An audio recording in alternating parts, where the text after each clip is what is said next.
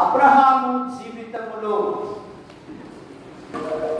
అబ్రహాము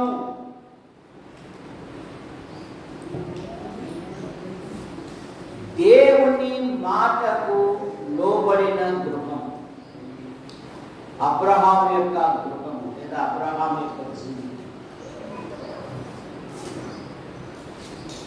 ఆదికాండం 12వ అధ్యాయము మొదటి 4 వచనాలలో యెహోవా సమయం లేదు, దేవుడు 3 వదులుకోమన్నాడు. అబ్రహామునకు 7 ఆశీర్వాదాలు ఇచ్చాడు. ఏమేమి వదులుకోమన్నాడు? ఇంటిని వదులుకోమన్నాడు.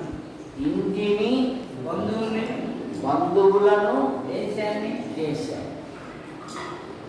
3 వదులుకుంటే అబ్రహామునకు 7 ఆశీర్వాదాలు. అబ్రహాము పిలువబడినప్పుడు హెబ్రీ పత్రిక 11వ అధ్యాయం 8వ వచనంలో అబ్రహాము పిలువబడినప్పుడు ఆ పిలుపునకు లోబడి తాను స్వాస్థ్యముగా పొందనై ఉన్న ప్రదేశమునకు బయలువెళ్ళెను, మరియు ఎక్కడికి వెళ్ళవలెనో అది ఎరుగక. కారణం, దేవుని మాటకు విధేయత చూపాడు అబ్రహాము. దేవుని మాట 12వ కీర్తన 6వ వచనములో పవిత్రమైనవి. యోహాను సువార్త 6వ అధ్యాయంలో యేసును వెంబడించిన అనేకులు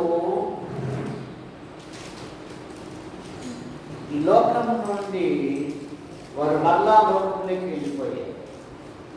అప్పుడు ప్రభు అడుగుతున్నారు, మీరు కూడా వెళ్ళవలసి ఉన్నారా అన్నప్పుడు పేతురు గారు ఏమన్నారంటే,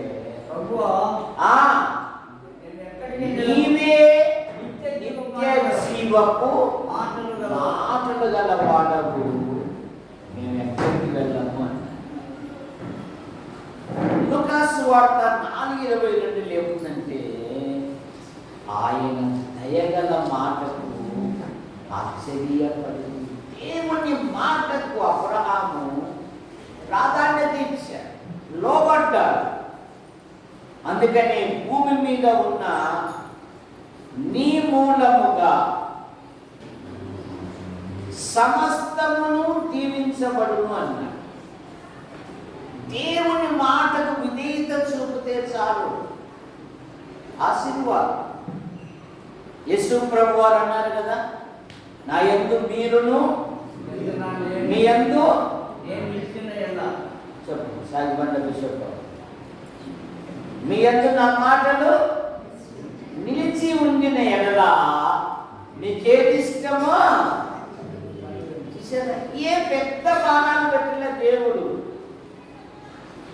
దేవుని మాటలు నీ హృదయములో నా హృదయములో ఉంటే చాలా.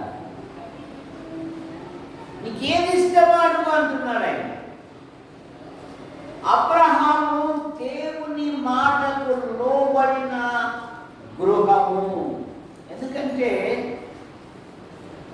ఆయన మాట యందు విశ్వసిస్తే చాలు, నరకము నుండి తప్పించబడతారు. యేసు ప్రభువారు అన్నారు కదా, యోహాను సువార్త 5:24లో, నా మాట విని నన్ను పంపిన వాని యందు విశ్వాసముంచు ప్రతివాడు నిత్య జీవము గలవాడు, వాడు తీర్పులోనికి రాక మరణములో నుండి జీవములోకి ఉన్నాడు. ఆయన మాటకు లోబడితే చాలు. యెషయా గ్రంథం 1వ అధ్యాయంలో ఏముందంటే, మీరు సమ్మతిస్తే, నా మాట వింటే భూమి యొక్క మంచి పదార్థములు మీరు భుజించగలరు అని. చెడ్డ అలవాటు ఏంటంటే బాల్యం నుండి ఆ? నా మాట వినకపోవటమే. ఎప్పటి నుండి?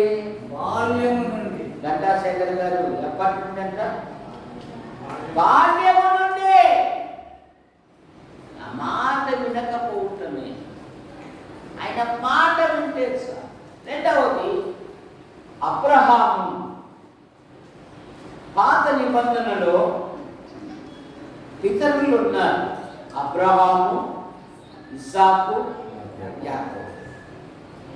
పాత నిబంధనలో దేవుడు తను తాను ఏమని అగపరుచుకున్నాడంటే, నేను అబ్రహాము దేవుడను, నేను ఇస్సాకు దేవుడను, నేను యాకోబు. కానీ ఈ ముగ్గురిలో అనేకమైన పాఠాలు మనం నేర్చుకున్నాం. అబ్రహాము అత్యంత సంపన్నుడై ఉండి కూడా తన ఇంటి కంటే మొదట దేవుడికి ఏం కట్టువాడు? బలిపీఠములు కట్టువా. దేవుడికి స్థానం. ఇస్సాకు బాగులను త్రవ్వువా. యాకోబు స్తంభములను నిలబెట్టువాడు. ఇందాక ఆదికాండం 11వ అధ్యాయంలో ఒక మాట చదివారు ప్రభాకర్ గారు. తాను మొదట కట్టిన బలిపీఠం యొద్దకు అబ్రహాము చేరేను. 12వ అధ్యాయంలో కరువు వచ్చింది. కరువు వచ్చినప్పుడు ఏం చేయాలి? ప్రభుని అడగాలి. నన్ను పిలిచావు కదా, మరి కరువు కాలంలో ఎలాగా అని. కానీ ఏమని రాయబడింది? ఆ దేశమందు కరువు కలగగా అబ్రహాము, ఇంగ్లీష్ బైబిల్ ఏముందంటే కండమునను ఐగుప్తునకు దిగి వెళ్ళి. ఆధ్యాత్మిక జీవితం. ఎప్పుడైతే ఐగుప్తునకు దిగి వెళ్ళాడో భార్యకి ఏం నేర్పిస్తున్నాడు? అందాన్ని బట్టి నన్ను చంపేదంటారు, ఇంకెవరు సపోర్టర్లు, వలసవాడి నేర్చుడు సిస్టర్ అని చెప్పారు. వాళ్ళిద్దరూ నాకు జోసఫ్ గారు చెప్పారు కదా, వారిద్దరూ బలహీనమైన చర్యకు దిగినను దేవుడే చొరవ చేసుకొని అబీమెలెకుని గద్దించాడు.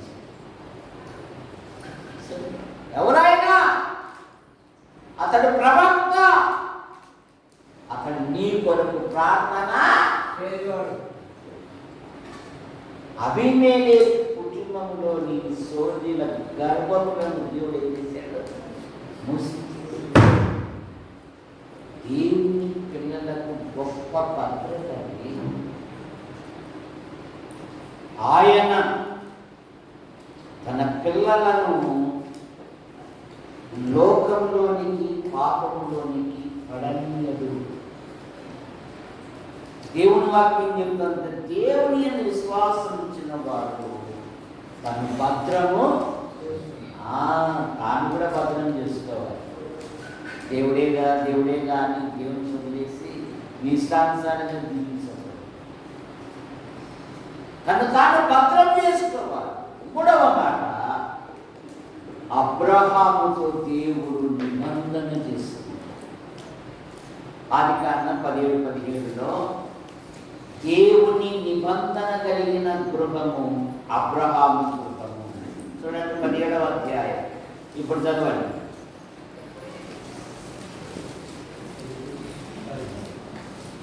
24వ వచనం చదవండి. 17:24.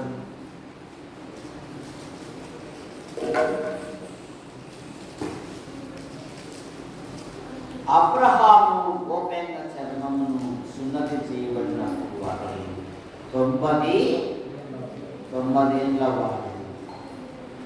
17వ వచనం.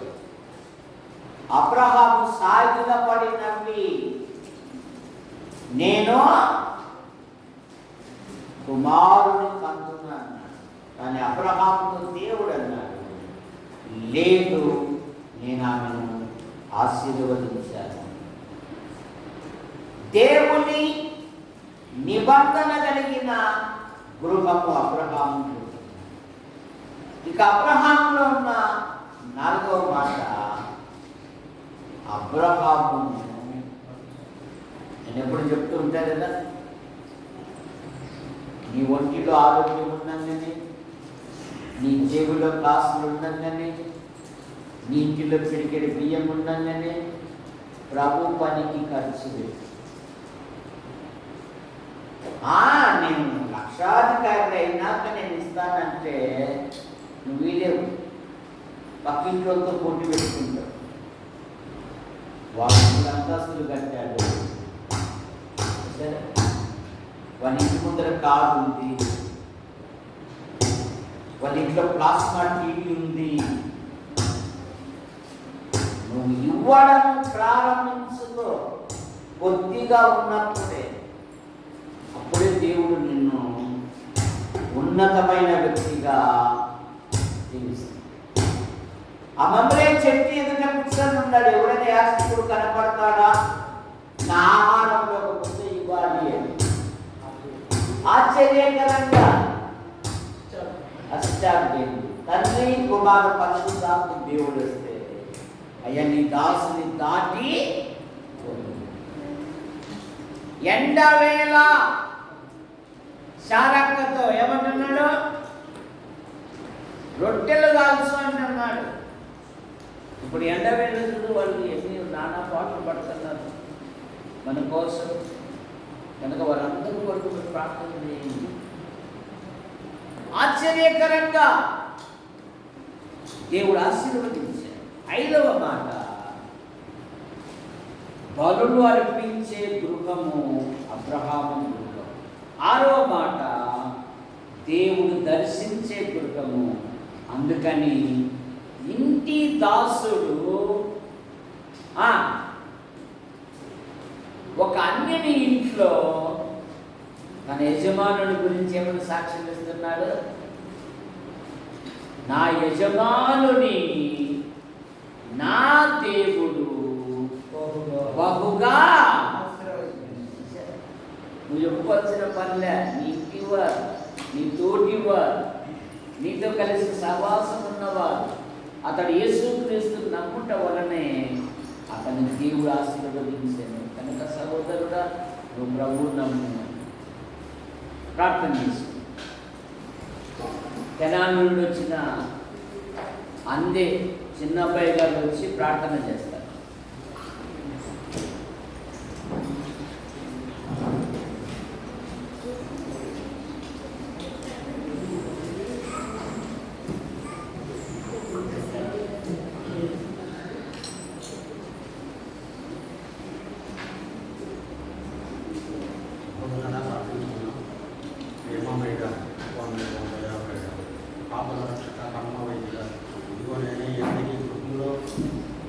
ఏర్పాటు చేసుకున్న మీకు మహిమకరంగాను ఈ కూడికలు జరిపించుకోమని, ఇది మొదటి రోజున మొదటి సెషన్లో అబ్రహాం గారి గురించి, ప్రవర్తన గురించి, దేవుని గురించి తెలుసుకోవడానికి మీ సహోదరులు నిలబెట్టుకుని మీ వాక్యాన్ని మాకు వివరించినందుకు మీ బంగారు పాదాలకు వందనాలైనా.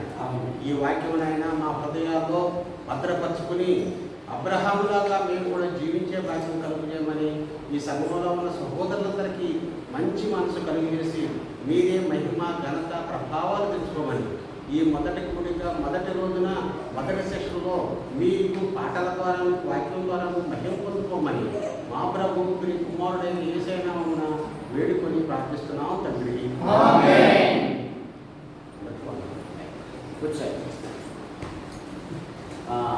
అది ఖర్చు. రాత్రి